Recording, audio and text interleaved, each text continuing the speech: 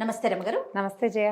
మార్గశిర మాసంలో వచ్చే గురువారాలకి చాలా ప్రత్యేకమైన స్థానం ఉంది. మనం ఒక కథను కూడా చెప్పుకుంటూ ఉంటాం. అవును. మరి ఈ సంవత్సరం ఎన్ని గురువారాలు వచ్చినాయి? ప్రత్యేకమైన పూజా విధానం ఏమన్నా ఉంటుందా? 4 గురువారాలు వచ్చాయి. మామూలుగా గురువారాన్ని లక్షవారం అంటారు కొన్ని ప్రాంతాల్లో. అవును. మనకి ఈ సూత్రాలు మార్చుకోవటం, లేదా ఏదైనా ఇంట్లో బూజులు దుమ్ము తెలపటము, ఎవరికైనా డబ్బులు ఇవ్వటము, అలాంటివి మంగళ శుక్రవారాలు వద్దని, కొన్ని చోట్ల శుక్రవారమే నియమం. ఆ రోజు ఇవ్వకూడదు, ఆ రోజు బూజులు దులపకూడదు, ఇంట్లో నుంచి చెత్త కూడా బయట పెట్టకూడదని నమ్ముతారు. అయితే ఈ గురువారం నాడు కూడా ఇలాంటివి చెయ్యని విధానాలు కొన్ని చోట్ల కనపడతాయి. మా గురువారాన్ని లక్షవారం అనే పిలుస్తారు. శుక్రవారం ప్రఖ్యాతంగా మనం లక్ష్మీ పూజ చేసుకుంటాం. ఇవి మన శ్రావణ మాసంలో అయితే శుక్రవారాలు చాలా ఇంపార్టెంట్.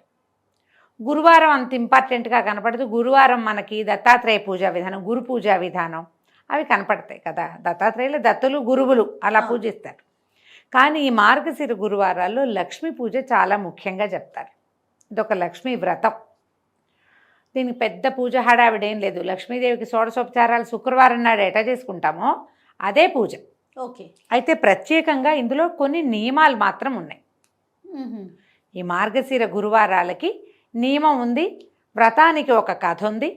ఆ కథ చెప్పుకుని అక్షంతలు వేసుకోవాలి తల మీద. మీరు నోముగా చేస్తే, నోములు ఉన్నవారు, నోము ఉన్నవాళ్ళు, లేదా ఈ సంవత్సరం నుంచి చేద్దాం అనుకునేవాళ్ళు చేసుకోవచ్చు. ఇది మా ఇంట్లో ఆనమాయి లేదు, లేకపోతే చేయకూడదు అంటారు కదా, మాకు లేదండి అంటారు. లేకపోయినా గురువారం శుభ్రంగా పూజ చేసుకోవచ్చు. లక్ష్మీ పూజ ఈ దీంట్లో నియమం ఏంటంటే, ఈ శుక్రవారం నాడు తలస్నానం చెయ్యాలి, కానీ నెత్తికి నూనె పెట్టుకుని వదిలించుకునే వ్యవహారం చేయకూడదు. ఈ గురువారం నాడు తలకి నూనె రాయకూడదు. లక్ష్మీదేవికి శిరోభారం వస్తుందట, తలకాయ నొప్పి వస్తుంది. అందుకని మన తల జిడ్డుగా ఉంటే, తల ఊరికే జిడ్డుగా ఉన్న తలలు లేకుండా చూసుకోండి. నెత్తి మీద నీళ్ళు పోసుకోవాలి.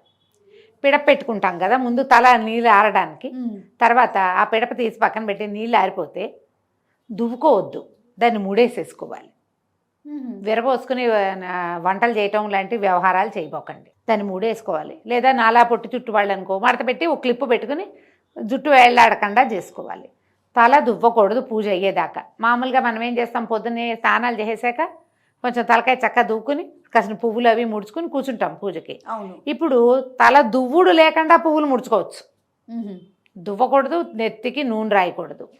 పూజ అయ్యేదాకా ఇట్లా నోట్లో ఏది వేసుకోకూడదు. ఈ నియమం ఉంది ఈ మార్గశిర గురువారానికి. మనం పూజ చేసుకుంటే ఎవరికైనా ఈ కథ చెప్పాలన్న నియమం కూడా ఉంది. మా ఫ్రెండ్ భావనే ఉంటుంది కదా, గురువారం కథ చెప్తాను అంటుంది. ఎవరో ఒకళ్ళు ఊగొట్టాలి అవతల వాళ్ళు ఒకళ్ళే ఉన్నారనుకో, ఇంట్లో ఎవరు లేరు, ఎవరికైనా ఫోన్ చేసి కథ చెప్తాను ఊగొట్టు అని కొట్టించాలి. ఆ కథ చెప్పాలి ఒకరికైనా. మీకు ఎంత అదృష్టం రమ్మగారు, కొన్ని లక్షల మందికి చెప్తా ఉన్నారు. చెప్తాను కదా నేను, నిజం రమ్మగారు, ఏటా చెప్తున్నాను నేను. గురువారం నాడు ప్లే అయ్యిందంటే ఇంకా అదృష్టం. ఊరికి ముందు వినేస్తే కాదు, ఆ రోజు వింటే ఈ కథ నేను చెప్పే కథ మీరు హాయిగా విని అక్షింతలు వేసుకోండి, హ్యాపీగా సరిపోతుంది. ఇంకేం లేదు, కథే చెప్తాం. అలాగే రమ్మగారు. మీరు పొద్దున్నే ఏం చేయటం, తలస్నానం చేసేసి ఏమీ నోట్లో వేసుకోకుండా, ఇల్లు అవి శుభ్రాలు ముందే చేసుకుని తలస్నానం చేస్తాం కదా, ఇల్లు శుభ్రం చేసుకుని లక్ష్మీదేవికి మీకు ఆల్రెడీ ఇంట్లో ఉన్న విగ్రహమే స్వరూపమే ఉంచుకోవచ్చు, ఏం పర్వాలేదు. ఆవిడకి పూజ చేసుకోండి.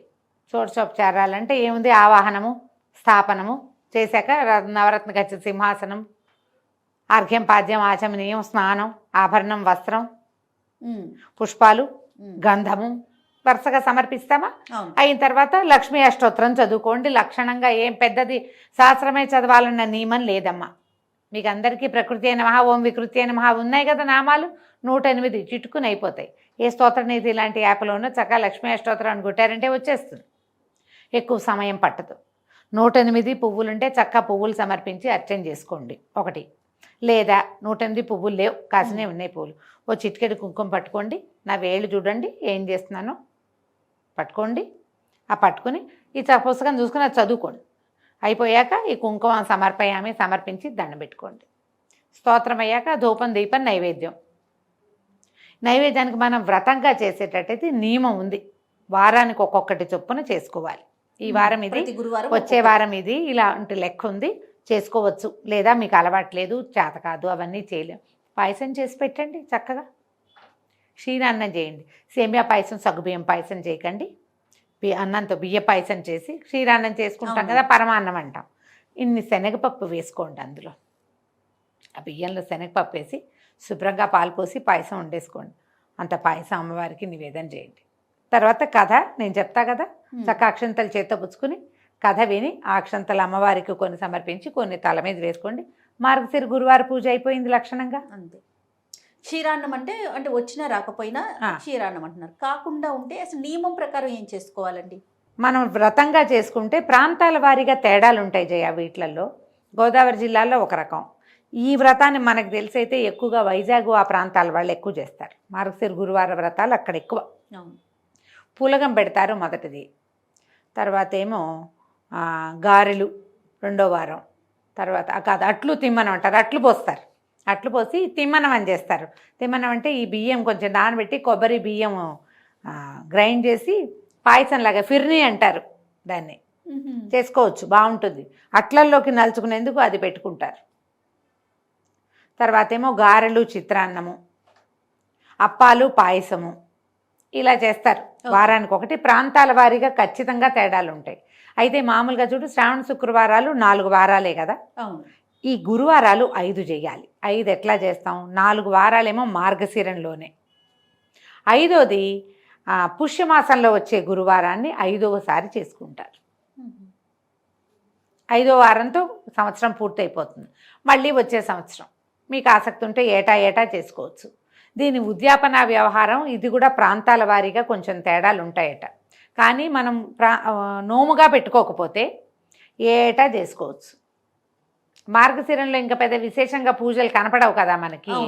అందుకని శుభ్రంగా గురువారం పూజ చేసుకోవచ్చు కదా హాయిగా. కథ ఎలాగో మనం చెప్తాం కదా, ఇంతే పూజ. మీకు అవకాశం ఉన్నవాళ్ళు చక్కగా చేసుకోండి. మీ ఇంట్లో ఉంటే మానేయకుండా చేసుకోండి. మీకు ఈ కథ, ఈ కమామేషు నచ్చితే లక్షణంగా చేసుకోండి. ఏ భయమో లేదు. నేనైతే ప్రతి గురువారం పాయసం చేసి పెడతా. పావని దగ్గరే విన్నా, నాకు నచ్చింది, తినడానికి బాగుంది. ఏం పోయింది మార్గశిర మాసం లక్ష్మీ పూజ మన ఇంట్లో ఉండాల్సిందేననేమీ లేదు. శుక్రవారం చేసుకుంటాం ఎలాగూ లక్ష్మీ పూజ, గురువారం కూడా చేసుకుంటాం. అధికస్య అధికం ఫలం, అంతే, తప్పేముంది. అందుకని నేను ఈ అలవాటు చేసుకున్నా. మీకు ఎవరెవరికి ఆసక్తి ఉంటే, ఒకవేళ ఓ గురువారం కుదరలేదనుకో, నా సంగతే చెప్తున్నానమ్మా, మీ సంగతి కాదు. ఓ గురువారం కుదరకపోతే దండం పెట్టి ఊరుకుంటా.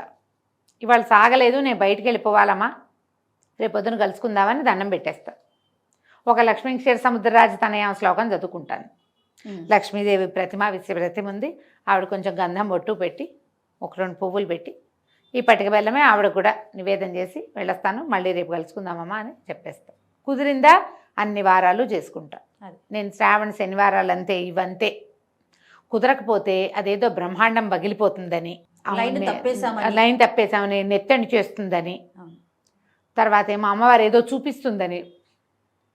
భగవంతుడి పట్ల భక్తి ఉండాలమ్మా, భయం వద్దు. భయపడేంతగా భక్తిలోకి వెళ్ళబోకండి. చేసుకోవద్దు. 4 గురువారాలు ఉన్నాయి. ఒక గురువారం అయినా లక్ష్మీ పూజ చేసుకోండి లక్షణంగా. 4 చేసుకోగలిగారనుకో, అధికం ఫలం, మీ ఇష్టం.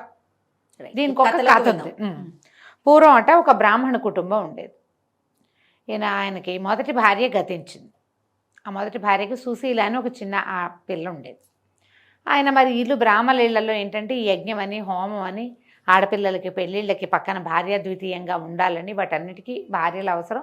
ఆ కాలంలో తప్పకుండా ద్వితీయ వివాహాలు చేసుకునేవాళ్ళు. ఎవరో చాలా పెద్దవాళ్ళు అయితే తప్పిస్తే, చిన్న వయసు వాళ్ళు అయితే అయిపోయి, పెద్దవాళ్ళు కూడా పెళ్ళిళ్ళు చేసుకునేవాళ్ళు. యజ్ఞాలు ఉన్నాయి, ఆడపిల్లలకి కార్యాలు ఉన్నాయని. ఆయన ఇంకో పెళ్లి చేసుకుంటే ఈ సుశీలని కొద్దిగా సవితల్లి పర్వాలేదు, బాగానే చూసేది. అయితే ఆవిడకి వెంటనే పిల్లలు పుట్టారు. ఈ పిల్లకి 6-7 ఏళ్ళు వచ్చాక పెద్ద పిల్ల చంటి పిల్లల్ని అప్పచెప్పి ఎత్తుకోమని ఏం చేసేది, పిల్లల్ని ఆడించడానికి ఇగో ఈ బెల్లం ముక్క తినవే అని ఒక బెల్లం ముక్క చేతిలో పెట్టేది. పిల్ల చంటి పిల్లకి కాస్త ఏదో పెట్టి అదే నోటో వేసుకుంటూ ఉండేది. అయితే ఏమైంది, ఒకసారిట వాళ్ళ పక్కింట్లో మార్గశిర లక్ష్మీ వారాలు పూజ చేసుకుంటున్నారు. ఈ పిల్ల చంటి పిల్లని ఎత్తుకుపోయి ఓ తమ్ముడిని వెంబడి పెట్టుకుని వాళ్ళ ఇంట్లో వాకిట్లో కూర్చుంటే దానికి ఆ మంత్రము, ఆ ప్రతిమ, ఆ పూజ చేసే విధానం చాలా నచ్చినాయి.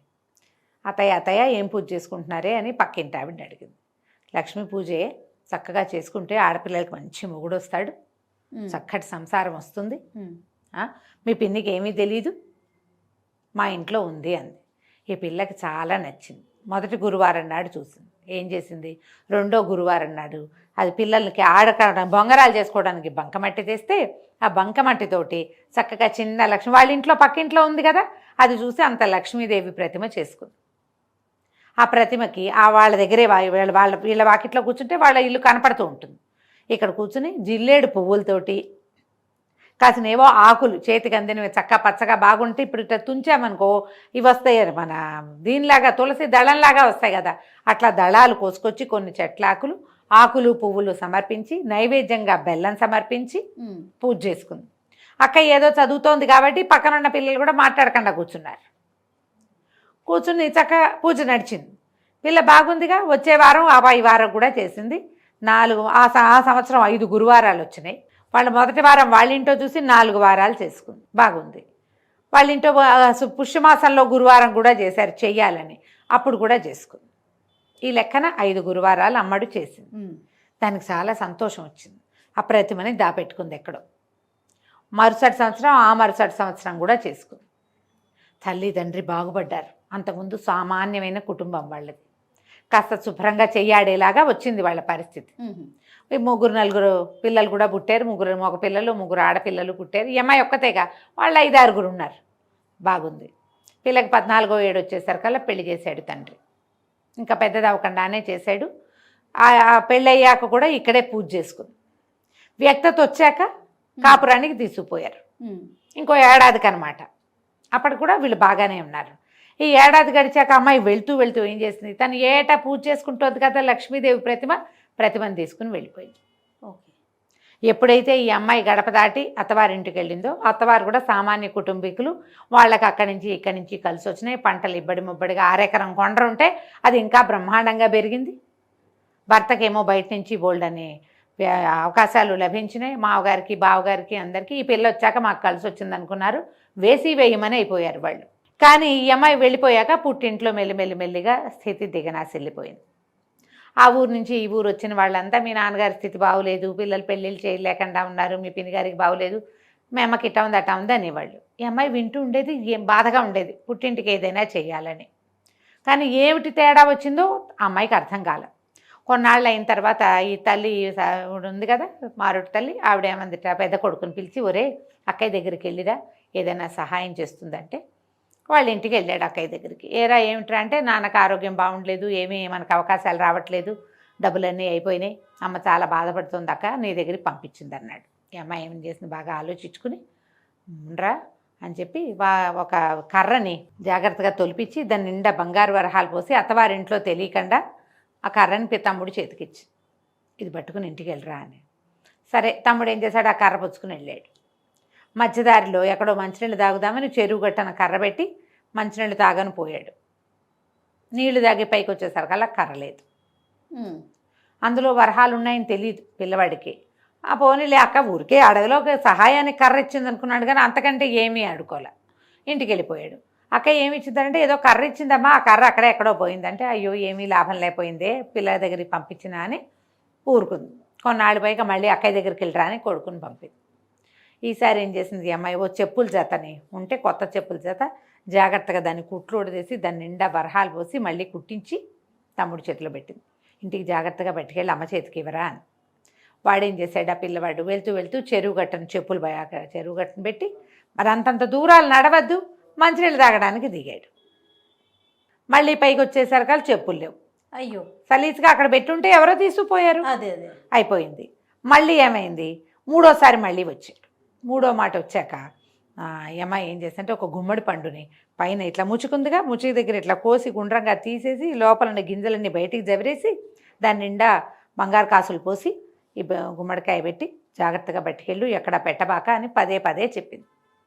సరే మంచినీళ్ళు తాగడానికి కూడా ఇట్లా చేత్తో పుచ్చుకునే నీళ్లు తాగాడు వదల్లా. కాకపోతే వాడికి అలా వెళ్ళాల్సి వచ్చింది పక్కకి. మరి తిండి పదార్థం కదా, ఏం చేస్తాడు, దాన్ని ఒక గట్టు మీద ఒక చోట ఎక్కడో పెట్టి చెట్టు కింద వాడు కొంచెం పక్కకి వెళ్ళాడు. మళ్ళీ వచ్చేసరికల్లా ఎవరో దారిని పోతున్న పాంధుడు ఎవడో, ఇది బాగుంది కదా పదుకులు రోడ్డు మీద నడిచిపోయే వాళ్ళు ఉంటారు, గుమ్మడికాయ చక్క నవనవలాడుతూ చెట్టు కింద పెట్టుందని ఎవరో తీసుకుపోయారు. ఈ పిల్ల అనుకుంది ఏం చేసినా వీళ్ళకి వనగొట్టలేదే నాన్న వాళ్ళకి అని చెప్పి ఏమంది, ఆ తల్లిని పాయింట్కి రా, మార్గశిర మాసం వస్తుంది, నేను నువ్వు నోచుకుంటాను, నాతో పాటు నువ్వు కూడా చేద్దు కానీ అని చెప్పి తల్లిని పిలిస్తే మొదటి వారం ఏం చేసింది, పిల్లలకి తలకి నూనె రాసేసుకుంది తల్లి. నూనె రాసుకోకూడదు నియమం కదా. అమ్మాయి ఏం చేసింది, సరే తనే నోచుకుంది, అయ్యో మా అమ్మ కుదరలేదని. రెండో వారం ఏం చేసింది, పిల్లలకి చద్దెన్నాలు పెడుతూ ఒక ముద్ద ఉప్పు సరిపోయిందో లేదో మజ్జిగ అన్నపు ముద్ద నోట్లో వేసుకుంది. చద్దన్నము తినకూడదు, అసలు ఏది తినకూడదు, అన్నం నోట్లో వేసుకుంది. ఇప్పుడు ఏం చేస్తుంది, కుదరలేదు.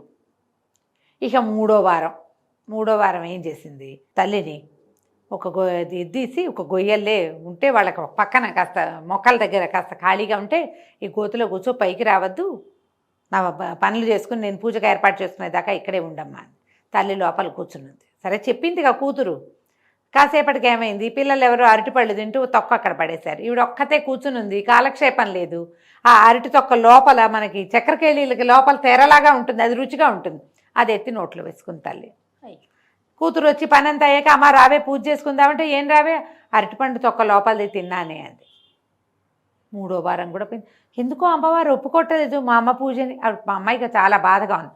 నాలుగో వారం ఏం చేస్తుంది, నువ్వు నాతోటే ఉండు అని తల్లిని తన చెంగుని కట్టుకుని తల్లి చేయి తను ఎటు వెళ్తే అటు తిప్పుకుని ఆవిడని ఏ పని చేయనివ్వలా, ఎక్కడా చూడనివ్వకుండా ఉంచుకుని తల్లితో సహా పూజ చేస్తే సాయంకాలం అమ్మవారి దర్శనం కనపడింది. కనపడితే అమ్మాయి బాధపడింది, మా పుట్టిల్లు ఇట్లా అయిపోయింది, మా అమ్మ పూజ ఎందుకో నువ్వు ఒప్పుకోలేదు, ఇవాళ జాగ్రత్తగా చేయించానంటే చిన్నప్పుడు నువ్వు తన దగ్గర ఉన్నప్పుడు మీ అమ్మ నిన్ను చీపురుతో కొట్టింది, అందుకని తన పూజ నేను తీసుకోలేదు, మీ అమ్మతో మళ్ళీ చేయించు అని చెప్తే సరేనని అమ్మాయి ఏం చేసింది, 5వ వారం తనతో పాటు మామూలు పూజలో ఉంచుకొని ఏదో కొంచెం తనకు కలిగింది ఇచ్చి పంపించి, అమ్మ వచ్చే ఏడాది శ్రద్ధగా చేసుకుందు కానీ నేను ఎక్కడికైనా వస్తాను, నువ్వు ఎక్కడికైనా వద్దు కానీ మరుసటి సంవత్సరం 5 వారాలు తల్లితో సాంగంగా పూజలు చేయించి. దీని నియమం ఉంది కదా, నెత్తికి నూనె రాసుకోకూడదు, తలకాయ దువ్వుకోకూడదు పూజకి, ఇది నియమం పెట్టుకోవాలి. తర్వాత ఏమో ఏమీ తినకూడదు. ఈ నియమం ఉంచుకొని వాళ్ళ ప్రాంతపు ఆచారం ప్రకారం చిన్నప్పుడైతే బెల్లం ముక్కే నివేదన పెట్టింది. ఇప్పుడు చక్కగా వారం ఒకరోజు పులగము, ఓసారి అట్లు తిమ్మనము, ఓసారి గారెలు పాయసము, గారెలు చిత్రాన్నము, పాయసము అప్పాలు ఇట్లా చేసి పెట్టి 5 వారాలు పూజ చేయించుకుని తర్వాత వాళ్ళకి సిరెక్కింది, వీళ్ళకి అమ్మాయికి సంతానం కలిగారు, అమ్మకి కూడా కుమారులకి కుమార్తెలకి వివాహాలు అయ్యి వాళ్ళ పరిస్థితులు కూడా బాగుపడ్డాయి. లక్ష్మీ పూజని శ్రద్ధగా చేయాలి, ఆమెకి శుభ్రత కావాలి, ఆమె మీదే తదేక దృష్టి ఉండాలి. ఈ 2 దీంతో పాటు ఇంట్లో పోట్లాట గొడవ ఇలాంటివి ఉండకూడదు. మీరు ఎంత శాంతంగా ఉంటే ప్రశాంతంగా ఉండటం వల్లే సంపదలు వస్తాయి. మీరు హైరాణ పడ్డ కొందికి లక్ష్మీదేవికి నచ్చదు, తొందరపాటు పనులు పనికిరావు ఆమె దగ్గర. మీ అవకాశాన్ని బట్టి ఈ పూజ చేసుకోవటం, తర్వాత ఈ కథ చెప్పుకుని, కథకి ఏం చేయాలంటే అక్షతలు పట్టుకుని కథ విని కథ చెప్పుకుని, లేకపోతే ఆ అక్షతలను కొన్ని అమ్మవారికి సమర్పించి కొన్ని మన తల మీద వేసుకోవాలి. ఇంట్లో పిల్లలుంటే అందరి తలల మీద వేయండి. పూజ చేసుకునే వాళ్ళు మాత్రం ఏమీ తినకుండా పూజ చేసుకోవాలి. అందుకని మిట్ట మధ్యాహ్నం 12 దాకా ఆగకుండా పొద్దున్నే పెందరాళ్ళే పూజ అది చేసుకుంటే ఆకలికి పేగులు ఉండచుట్టుకుపోతాయి, ఒక్కొక్కసారి ఆకలి వేస్తుంది, మరి పూజ ఏం సాగుతుంది. అందుకని పెందరాళ్ళే పూజ చేసేసుకుంటే సరిపోతుంది.